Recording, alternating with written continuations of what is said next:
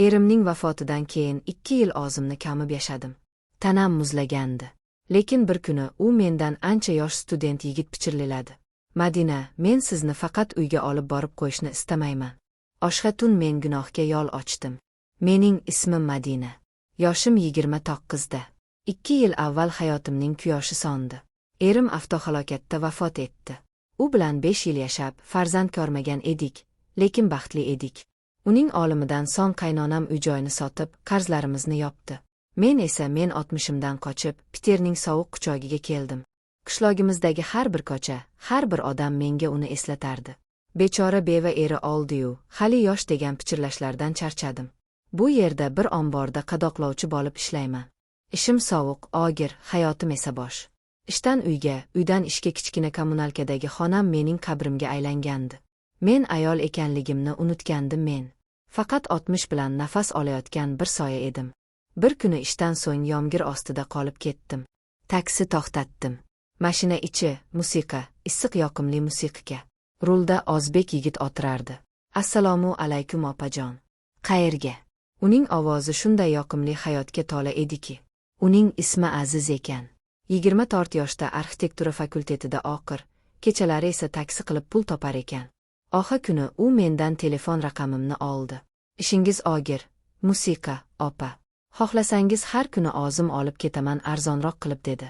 Shu tariqa bizning tasodifiy uchrashuvlarimiz boshlandi. Har oqshom u meni ishdan olardi. Biz yo'l bo'yi suhbatlashardik. U o'zining orzulari Piterning go'zalligi haqida gapirardi. Men esa yillar davomida birinchi marta kim bilandir o'zimning dardimdan boshqa narsa haqida gaplashardim. Uning yoshligi, uning kuchi menga yukayotgandek edi. Uning nigohlarida men endi opayerni emas, boshqa narsani ko'ra boshladim. Uning ko'zlarida men ayol edim. Bir kuni u mashinani uyim oldida to'xtatdi, lekin men tushmadim. Peterning oq tunlari boshlangandi. Soat kechgan 11. Lekin hamma yoq yorib.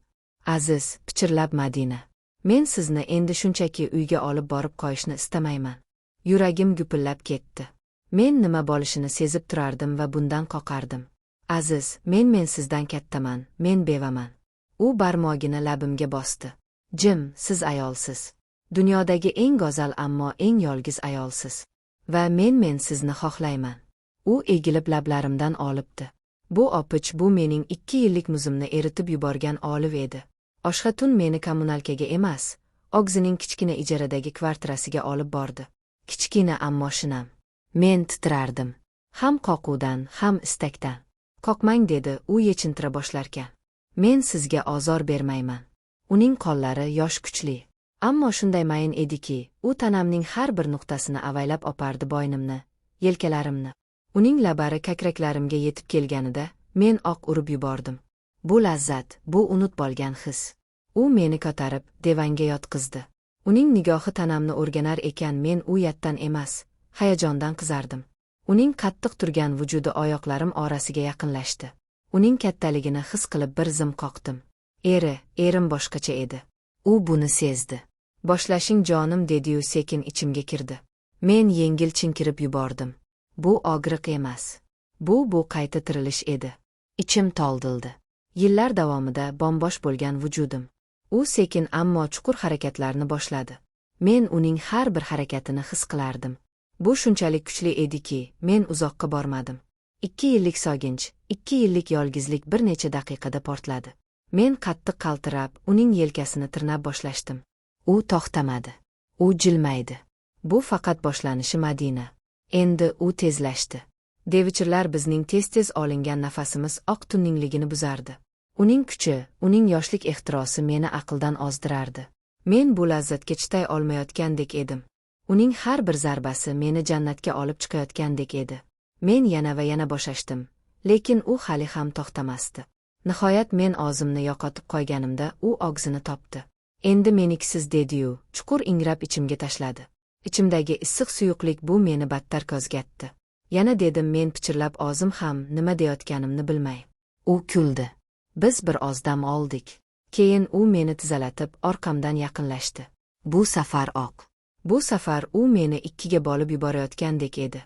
Uning har bir zarbasi butun vujudimni titratardi. U sochlarimdan ushlab o'ziga tortardi. Men faqat ingray olardim. Keyin u meni aktarib, oyoqlarimni yelkalariga tashlab oldi. Bu chuqurlik. Men bunday lazzat borligini ham bilmasdim. Erim bilan hech qachon bunday bo'lmagandi. Bu yovvoyi, bu hayvoniy bir ehtiros edi.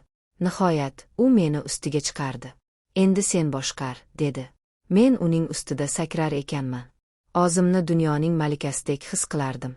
Uning vujudi oxirigacha kirib chiqardi. Bu safar biz birga portladik. Men uning ustiga yiqildim. U esa asbobini ichimdan chiqarmasdan meni mahkam quchoqlab uxlab qoldi. Ertalab uyg'onganimda tanam og'riqdan zirqirardi. Oyoqlarim, belim zorga yurdim. Lekin men baxtli edim. Men tirik edim. Ishga borolmadim. Kasalman deb telefon qildim. Biz 3 oy birga bo'ldik. Peterning oshoq tunlari, o'sha yoz mening hayotimdagi eng baxtli, eng gunohkor damlar bo'ldi. U meni sevdi, erkaladi.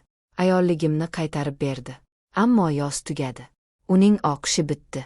U uyga O'zbekistonga ketadigan bo'ldi. Aeroportda u meni quchoqlab va'da berdi. Madina, men uyga borib hammasini hal qilaman. Men qaytib kelaman va seni olib ketaman. Menga ishoning. U ketdi. Oradan 6 oy o'tdi. U endi qo'ng'iroq qilmaydi. Telegramdan yozganlarimga javob bermaydi. Men hali ham Oxaborda ishlayman. Hali ham Oxa kommunalkada yashayman. Lekin men endi avvalgi Madina emasman. Men endi soya emasman.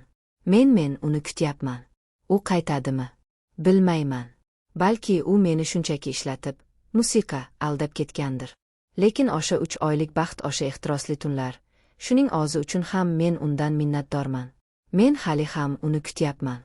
Uning qaytishini xohlayman.